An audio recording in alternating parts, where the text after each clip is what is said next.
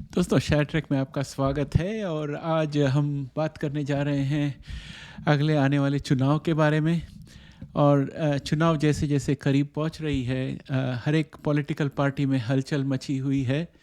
हर कोई चाहता है कि बीजेपी को डिफीट करके खुद आ जाए, लेकिन बीजेपी को डिफीट करने के लिए एक सकारात्मक अपोजिशन की ज़रूरत है, विरोधी पक्ष की ज़रूरत है। और फिलहाल वो विरोधी पक्ष शायद है नहीं। और विरोधी पक्ष कब बन सकता है? जब विरोधी पक्ष में यूनिटी हो, जब कोalition बना लेते हैं, जैसे 3-4 पार्टियां साथ में मिलकर बोलते हैं कि हम साथ में चुनाव लड़ेंगे। तो चुनाव के बाद उनके बीच में विवाद हो जाती है और गवर्नमेंट ठीक से काम नहीं कर पाती है। या तो इसमें धांधली हो जाती है कि बारी बारी लोग पावर लेते हैं और बहुत सारे करप्शन वगैरह सब हो जाता है। तो हमारे देश में एक वक्त था जब सिर्फ कोalition की सरकार बनती थी, जहाँ पर गठबंधन होकर सरकार बनती थी। और उन सरकारों में कोई देश के सुधार करने के लिए टाइम नहीं रहता था, क्योंकि वो आपस में लड़ते रहते थे और हर एक चाहता था कि जितना वक्त वो सरकार में है तभी तक वो अपना सब पैसा कमा ले और जो करना है वो सब कर ले और ख़ुद को आगे बढ़ा ले। तो इस तरह के सरकारें भी हमने देखी थी और इस तरह से हमारे देश के पहले 60 साल जो है वो इसी तरह निकल गए और हम उतनी तरक्की नहीं कर पाए। तो इसका मतलब ये नहीं है कि बीजेपी एक ही सरकार है आगे चलकर देश चलाने के लिए। हमेशा एक डेमोक्रेसी में एक स्ट्रॉन्ग विपक्ष की ज़रूरत है। और अब के वक्त जो है यूएसए में भी स्ट्रॉन्ग विपक्ष नहीं है। ये जो कंजर्वेटिव पार्टी है वो आपस में वो ब्रेकअप हो गई है, तो स्ट्रॉन्ग विपक्ष नहीं है। जब स्ट्रॉन्ग विपक्ष नहीं होता तो किसी भी देश में, तो उस डेमोक्रेसी का हेल्थ जो है वो वीक हो जाता है। तो ये भारत जोड़ो यात्रा के साथ राहुल गांधी जी ने कोशिश की कि वो अपनी छवि बना सके, नेशनल लीडर की छवि बना सके और बाकी के सारे लीडर्स को कांग्रेस के अंडर इकट्ठे कर कर एक सकारात्मक विरोध दे सके बीजेपी को। लेकिन ये कुछ हो नहीं पाया। यात्रा तो हो गई, लेकिन उसका जो अंजाम होने चाहिए था वो नहीं मिला।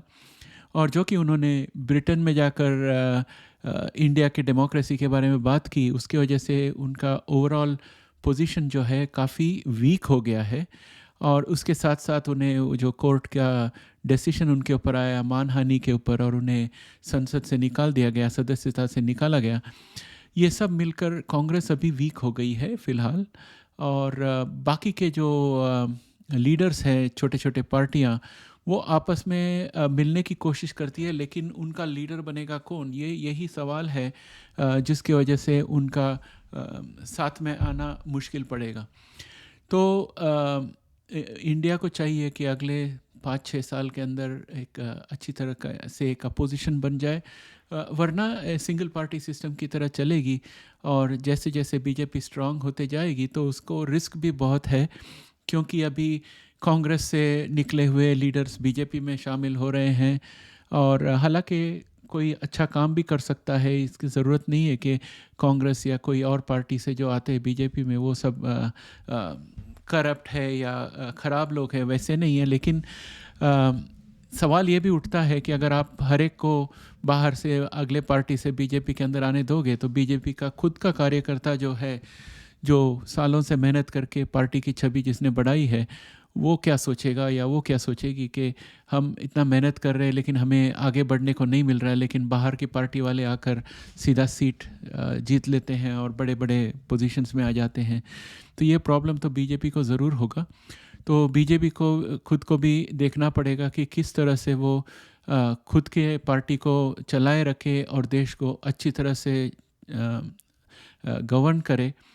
और साथ ही साथ अपने जो कार्यकर्ता है, जिनके बल पर बीजेपी खड़ी हुई है इतनी, उन कार्यकर्ताओं को भी आशा की किरण दिखाई दे के पार्टी के अंदर उनको आगे बढ़ने का बहुत अवसर है और आगे चलकर वो भी नेतृत्व में आ सकते हैं। तो ये सब बीजेपी की चैलेंजेस है। और इन सब के बीच में मेरे हिसाब से ये जो आम आदमी पार्टी है, जो कुछ मैं देख रहा हूँ उसके बारे में मुझे कुछ ठीक नहीं लग रहा है, क्योंकि दिल्ली में उन लोगों ने जो कामकाज किए हैं वो ठीक नहीं है। 2 मिनिस्टर्स ऑलरेडी जेल पे है, और वो जो लिकर स्कैम हुआ है इसका खुलासा अभी होगा।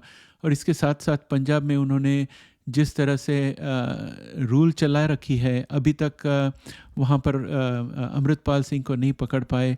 वहाँ पर काफ़ी प्रॉब्लम्स है, और वो एक ही स्टेट है आम आदमी पार्टी के पास, और केजरीवाल जी जो है वो कोई चीज़ों में साइन नहीं करते हैं। जैसे मैंने पिछले वीडियो में कहा था, केजरीवाल जी जो है ट्रंप के पास से सब सीख रहे हैं, और किस तरह से प्रचार करना। ट्रंप भी जो है फॉक्स न्यूज़ का इस्तेमाल करते हैं, और वहाँ पर एडवर्टाइजमेंट वगैरह देते हैं, तो उनका अच्छा ही बात करते हैं फॉक्स न्यूज़। तो उस तरह से कोशिश कर रहे हैं केजरीवाल जी, लेकिन इंडियन वोटर जो है अगर अमेरिकन वोटर से ज़्यादा स्मार्ट रहा तो केजरीवाल जी इस बात में सक्सेसफुल नहीं होंगे। और लेकिन अगर केजरीवाल सक्सेसफुल नहीं हुए तो विपक्ष में कौन आएगा। तो देखते हैं अभी नीतीश कुमार जी क्या करते हैं। काफ़ी रोमांचक रहेगा अगला 6 महीना। हमें देखना है कि किस तरह से विपक्ष आपस में जुड़ जाएगा। विपक्ष अभी तो तितर बितर है फ़िलहाल। उन्हें मेरे मेरे हिसाब से बीजेपी कर्नाटका में वीक है, उन्हें वहाँ पर मजबूती करनी पड़ेगी। तमिलनाडु में वीक है, वहाँ पर भी उन्हें स्ट्रांग होना पड़ेगा। केरला में वीक है, वहाँ भी स्ट्रांग होना पड़ेगा।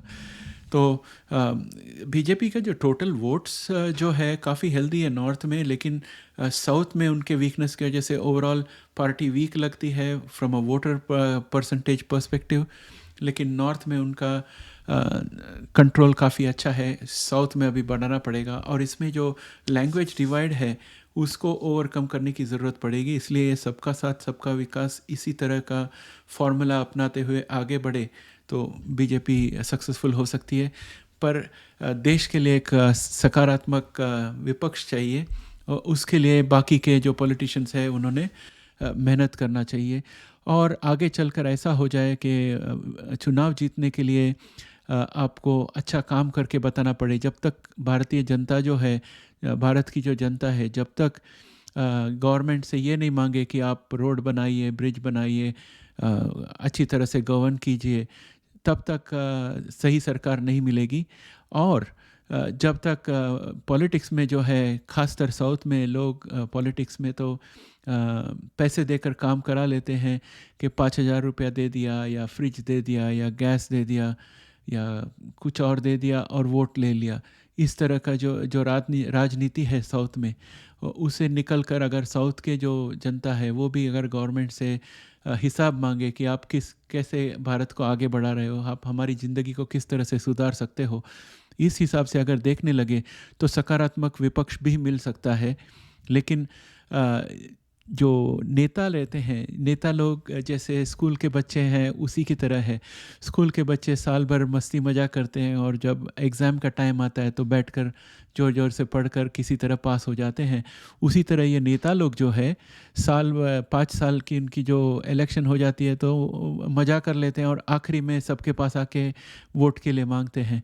तो ये जो इनका रवैया है इसको बदलना पड़ेगा, इनको हर रोज़ काम करनी पड़ेगी। बीजेपी कोशिश कर रही है कि पूरे देश में इलेक्शन का जो पैराडाइम है वो चेंज हो जाए। पैराडाइम का मतलब है जब जिस तरह से जनता इलेक्शन के बारे में सोचती है वो चेंज हो जाए, और जनता ये मांगने लगे कि आप हमारे लिए देश को आगे बढ़ाने के लिए क्या करते हो, आप हमारी परिस्थिति सुधारने के लिए क्या करते हो, अगर आप अच्छा काम करोगे तो आपको वोट मिलेगा। इस तरह से अगर जनता सोचने लगे तो सकारात्मक विपक्ष भी मिलेगा, और अच्छी गवर्नमेंट भी मिलेगी, और देश हर एक इलेक्शन के साथ आगे तरक्की करती जाएगी। क्योंकि नेता और पार्टी जो है आपस में कंपटीशन करेंगे कि देश को और कितनी तरह से आगे ले जा सके। जो पिछले 60 साल का जो पहले 60 साल का जो हमारा पॉलिटिक्स रहा, उसमें नेता लोगों ने देश की अर्थव्यवस्था, देश की सुरक्षा, सबको आगे बढ़ाने के बजाय लोगों को जातिवाद में बांटकर, लोगों को गरीब और अमीर में बांटकर इस तरह से उन्होंने शासन किया। छोटे छोटे वोट बैंक्स बनाकर वोट बैंक को जमा कर कर जीत जाते थे। तो उनको किसी तरह से गवर्नमेंट की परफॉर्मेंस देने की ज़रूरत नहीं पड़ी, इसलिए हाईवेज़ नहीं बने, इसलिए बांध नहीं बनी, इसलिए भारतीय नागरिक का जो कमाई है वो बढ़ नहीं सका जितना बढ़ सकता था। और पिछले 10 साल में हमने जो कुछ तरक्की देखी है वो आगे चलकर भी हो सकती है, अगर सकारात्मक विपक्ष मिले और जनता मांगे कि गवर्नमेंट ऐसी हो जो देश को आगे बढ़ाए, जो हमारी लाइफस्टाइल है उसको इम्प्रूव करे, जो हमारी सेहत के लिए इम्प्रूव करे, हमारे कमाई बढ़ाने के लिए इम्प्रूव करे। ऐसे ऐसे नेता चुने तो देश आगे बढ़ सकती है। तो इस विचार के साथ मैं ये वीडियो यहाँ ख़त्म करता हूँ। अभी जो इलेक्शन आने वाली है, मैं उम्मीद करता हूँ कि आप सब ध्यान दोगे कि कौन सी पार्टी क्या कर रही है, और सोच समझ कर मतदान करना, क्योंकि आपका भविष्य आपके मत के ऊपर निर्भर है। सोच समझ कर कीजिए। धन्यवाद। जय हिंद।